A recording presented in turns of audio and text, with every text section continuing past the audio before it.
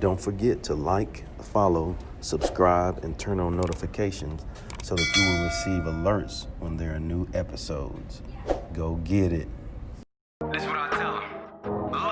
I've been grinding for so long, I wake up and chase my goals. I go out and I go get it. How to code, that's all I know. I don't succeed, then I don't breathe. Success, what does it mean? If I conquer all my goals, then I'm living out my dream. Dig deep, go out and get it. Success Chronicles, compete until it's finished. Success Chronicles, go take care of your business. Success Chronicles, it's deeper than just winning. Success Chronicles.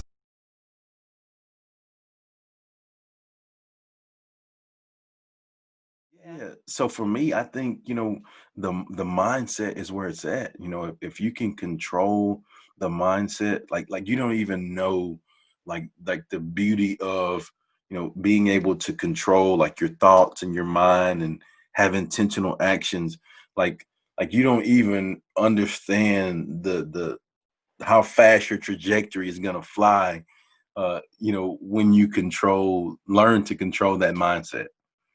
Yeah, I so strongly agree. I mean, and just from my own experience, I think that that's something that people tend to underestimate, and um, but knowing it is the key to really powerfully transforming your life, and that's what I've dedicated my work to because it had that effect for me. I mean, when I first started practicing mindfulness, I didn't know what I didn't know. I had no idea what Yeah. you just said, the Yeah. power of that. I couldn't even believe it or imagine it because I was so caught up in my mindset, my unhappy mindset. Yeah. I was so caught up in the way I was seeing the world and so convinced that it was the way I was seeing it. And I was severely depressed and Yeah. anxious, and I was trying psychotherapy, and I was trying medication. I was trying all the things the resources that I had available to me, and they just weren't doing the job. And it wasn't until I got deep into mindset training through mindfulness practice that I saw a way to dig myself out of the hole that my mind kept pulling me into over and over again. I love And I love yeah, that. that's And when I, things I started to think, change. just hearing you saying that makes me think about a couple things that I'd like to share with you. I think Please. there's a quote that I've heard by Inky Johnson, super inspirational guy that I follow. He says, talking about perspective, how you view what you do will always affect how you do what you do. And I think, if we have the positive perspective lenses on, then I think that allows us to see the good in every situation.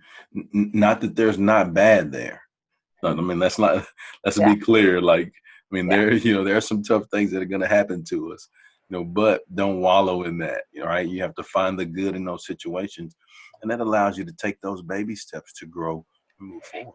That's right. And that not wallowing that you're talking about. So, one of the things I really appreciate about this approach, unified mindfulness, that I teach is that you can start to understand what's working well when it's working so you can replicate it and so you can transfer it to other situations. So, when you're able to not wallow in your feelings, and I have a lot of experience wallowing in unhappiness, so I can speak with some authority here. Like, um, you know that life. I definitely know that world. Yes.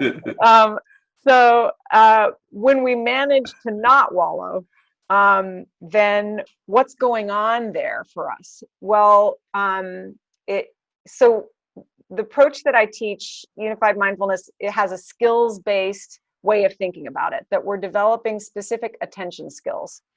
And you could say that when you manage to not wallow, the skill of equanimity is there. And Mm, that skill of equanimity is the ability to allow your experience to come and go freely without fighting with it. So we get caught up, right? We tend to either like push it away, like, oh, I'm not going to feel that right now. I want to feel that right now. Or the opposite. We tend to get caught up in it and wallow in it. And so when we are able to have a relationship to our emotional life, just for example, we started there, but it really applies to any experience at all, whether it's emotional or not. But just taking emotions, when we're able to not wallow, to still feel what we feel, like you said, You're not trying to push it away. You're not trying to gloss over the challenges of life, but you're willing to feel whatever that painful emotion is, and let it play out in your nervous system. You're letting it do its dance inside you, and you're not clinging to it. You're not getting caught in it. You're not using it to fuel stories. You're just experiencing it as, okay, this is what's happening in my body right now. This is what's happening, this fear. And okay, it's located in this part of my body. Like I feel it in the pit of my stomach and etc. When that's what I just described, noticing the location. That's another skill, what we call sensory clarity, being able to detect with precision where that emotion is going on. So if I'm caught up, if I'm feeling sad, I just lost my dad to COVID about a month ago. So I've been living through a lot of grief from that. And so if I'm going to use that as an example. If I'm feeling sad, two skills that I can apply, well, three skills really that I can apply to work with the sadness. One skill that I mentioned, equanimity, means, okay, I let myself feel sad when I feel sad, but I do my best not to let that sadness turn into a whole story about things. I try to just let myself feel sad and not let that sadness get complicated with the ideas, the thoughts I have around it. Yeah. Right. So that's that skill of equanimity, giving permission for the sadness to be there, but not turning it into an idea that I have about it. And then the sensory clarity is, I get really interested in what is sadness? How's it showing up right now? Where is it located in my body? What does it feel like? The quality of sadness versus the quality of anger versus the quality of joy versus the quality of gratitude, right? What's the flavor of sadness in the body? How intense is it? Is it changing? In what ways is it changing? That's the skill of sensory clarity. And the way those two skills work together, equanimity and sensory clarity, is it's very hard to allow your experience to come and go freely when you're not clear about what's going on. It's like, it's overwhelming. But when you have sensory clarity, that reduces your overwhelm, so you can bring acceptance to it. So, and that's just, those skills, and by the way, you don't have to apply them to your emotional life. If you're the kind of person that's like, yeah, I don't really want to go there, which I totally get, by the way, you don't have to do that at all. You can focus on what you see in the world. You can focus on what you hear. You can focus on listening to music and use those skills while listening to music. Let the music wash over you and relax into the music. That's inducing the skill of equanimity, just for example. I love it. Well, if you don't mind sharing with the audience where they can go follow you and check you out and check out this unified mindfulness that you have going on, because it's good stuff. Yeah, absolutely. So we have a free program. It's a 10 video series, unifiedmindfulness.com/core. And it just walks you through everything you need to know about how to start your own practice.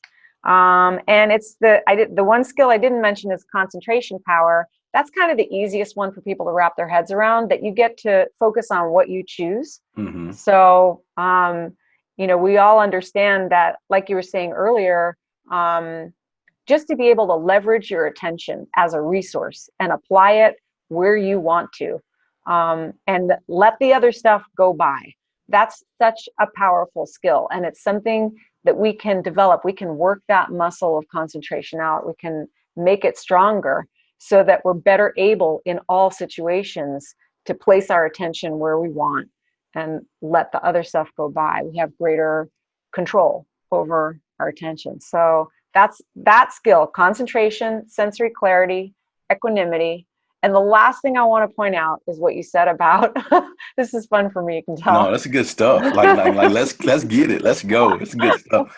And just before you say that, like I'm sitting here thinking, like, as you take each one, like I'm thinking in my head, like a perfect examples of how this can be applied, or how Yeah. things I've done in my life that, oh yeah, or quotes based Yeah. off of like concentration power, which, where your focus goes, your energy flows, where your energy flows, your focus goes, just like all of those. So Exactly. Yeah. So now all we're doing is like putting and organizing that information yes. systematically so that you know how to strengthen it. That's it. Yes. It's an empowering, it's kind of like we hear all these bits of information, we catch the wisdom in them, but we don't often have a structure that says, okay, let's not only capture the wisdom in it, let's now put that to use. Workout, let's do this workout. Mhm. That's what we're calling mindfulness. It's a workout for the attention, and you can practice these skills and you can develop them so they're more consistently available for you in more and more situations. And that's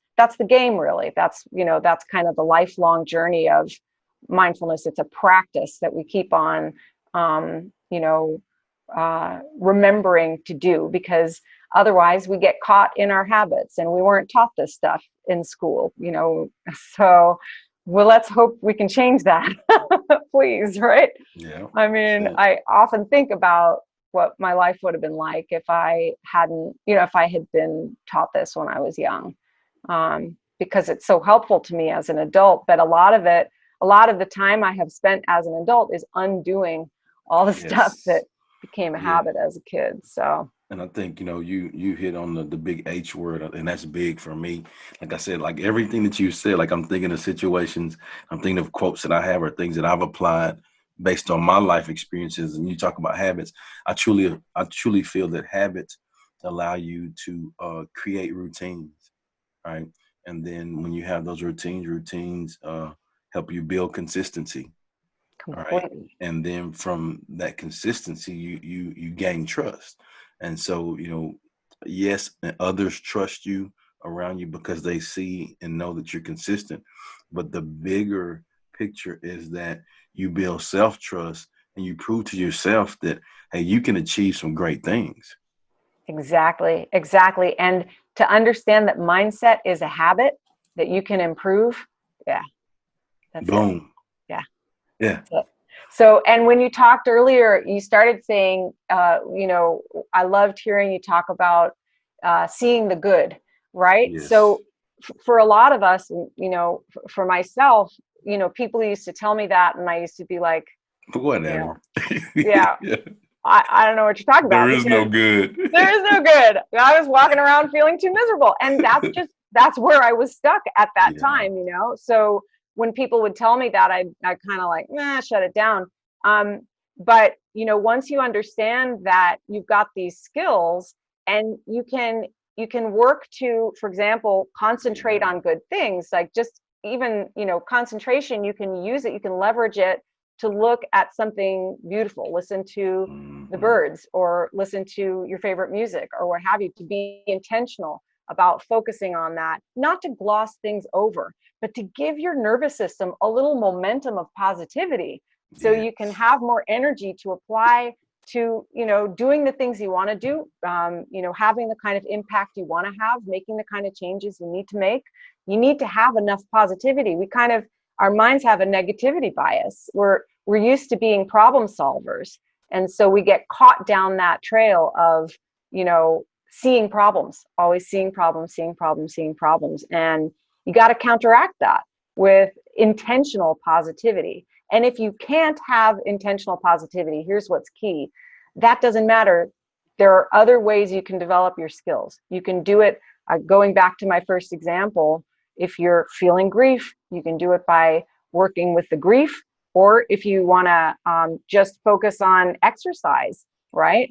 You can focus your attention, leverage those skills while you're working out.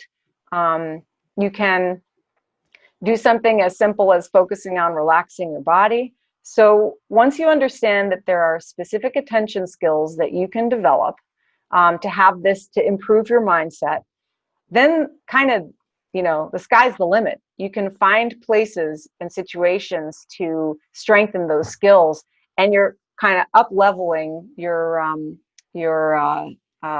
Your what's it like, the game. software program. Yeah, the Yeah. game. Yeah. Exactly. Yeah. I mean, you look at it technology wise, like your device is better than anybody's. You have the most recent when you can do that. And then, I'll do you one better. You say the sky's the limit. For me, I don't think there is a limit, because Yeah. I think you see that, um, that if you limit yourself, that you limit yourself, right? And then, like, once you get rid of that, I mean, like, it's no telling where you can go, but the beauty of it is you're in control of that, and you can take yourself wherever you want to go with that. And I'm a true testament of that.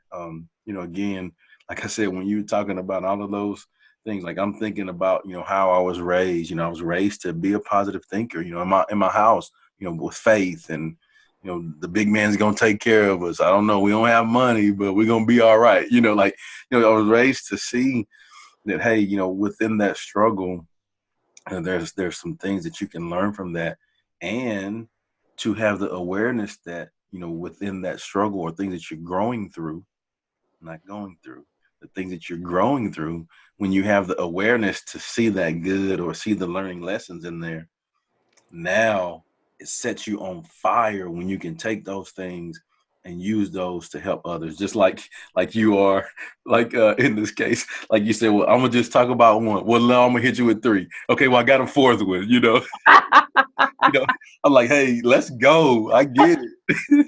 Right. Well, It sets you on fire because, like you say, like, can you tell I'm a little passionate about this? Like, yes. it's beautiful. And I couldn't have said it better myself. The awareness piece, that Yeah. awareness piece, we don't realize that we Right. can improve our awareness. We can Yes. strengthen it. We can direct Yes. it. We can increase it. Yeah, that's our, Yes. in a sense, that's really our greatest resource, because that's Yes. what we walk around in all day long. This is a home. This mind body is a home Yeah. that we're taking with us everywhere we go. We wake up in it first thing in the morning, and there's a way for us to improve how we're living through the world. We can do it Yeah. systematically over time. And yeah, it's kind of amazing that. And the other thing I like to point out is, like, there are limits to our physical conditioning, right? Yeah. That's I like, love it. I you love it. know, I mean, we're going to grow old. We're all going to Right. age, and we're all going to decline physically. And we can do our best to keep that up. But like you said, awareness is limitless. We can start this practice, and you just don't even realize how far you can get with that side of things. I mean, obviously, there are always going to be external limits that we're all Yeah. facing. And that's, we have to navigate that. But I will say, having found a tool that helps me know what to do in those situations when I come up against those external limits, that I know will help me grow stronger internally, that's been a game changer for me personally. It's saved me, frankly, from myself. Oh, Yeah. yes. And just having, like you said, kind of to reiterate kind of what you said, when you have a system by which you attack it, um, like, there's nothing that's going to come against you that you're not prepared for, because you're intentional about it beforehand. And when it happens, well, no, I'm good. Like, here it comes. And then reps make you better. And the more you experience it, the more, like you said, like with the passing of your father. And I'm sorry to hear about that, but, like, now you've grown through so many other things before this, and now, like, this is a huge thing, and it would rock, and I'm sure it does rock the world, but now you're equipped Exactly. to Exactly. handle it. I mean, perfect situation. Exactly. I mean, I cannot imagine what my former self, that self Oh, in my 20s, what that would have been like for me now in the middle of a pandemic. I live alone. oh, I don't have family near me. Um, oh, yeah, I talk to him every day for 7 years since my mom passed, and now he's gone. So yeah, it's I know how much suffering I would be dealing with right now if I yeah, hadn't taken up this practice so many years ago. And it's just like you said, it does rock my world, but it's a whole different situation. It's just a whole different game. yeah. Instead of turning you upside down and making you fall, now it's like a rocking chair for you, and really more now, as opposed to it being dropping you on your face. Now it's a soothing rocking, because now you can deal with the things that are coming, and you're able to see the positive, and you're giving yourself permission for the sadness, and you know what your flavor is, and it reduces your overwhelm. Come on, let's go. We're there. That's it. And now you can concentrate. You can have that concentration power and focus your energies in the right way, right? Come That on. is a beautiful And dance. Yes. and so Yeah, I can now, hear the teacher coming through. yeah, Yeah. and so now, when you're in that rocking chair of dealing with those things, now it's soothing for you. It's Um, and it's a yeah, yeah. and on the other side of that is greatness, because now, um, yes, before the experience, you could help people, but now you have the actual experiences, and there's other people that are growing through those things as well. And now, well, yeah, if she can do that, well, maybe I can practice those things too. And that's another thing too that I was thinking about. There's people that I just lost my mother recently, and you Mm, didn't know that, but sorry to hear that. a couple weeks ago as well. And so, Wow. like, all of those things you go through, and you think about people, think about my sister, and I'm going to share this with her, so she can see this, Mhm. and all of that. And some people that I know that go through like anxiety or depression or grief, and those kind of things. It's great for those people to see this. So I truly appreciate you sharing your experiences, and your nuggets, Julianna Raye, with the audience. And I hope that you guys will be able to take some of these nuggets, unified mindfulness, and use them in your life to help you be better. And so, again, can you tell the audience where they can go find you and follow you and show Sure. you some love, please? Yep, absolutely. Yeah. unifiedmindfulness.com/core. I'm Julianna Raye. And yeah, /core. It's a free training, and it'll give you all the details about how to do this practice. Well, there it is. Again, thank you so much for your time. Thanks for sharing. And thank you guys for checking out this episode. We'll see you next time. God bless. Go get it.